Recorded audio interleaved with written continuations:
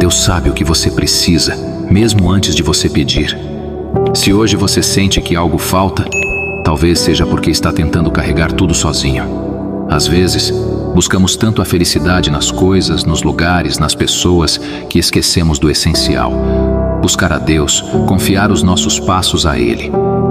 Ele é aquele amigo fiel que sempre escuta, mesmo nas horas mais silenciosas, quando ninguém mais parece entender.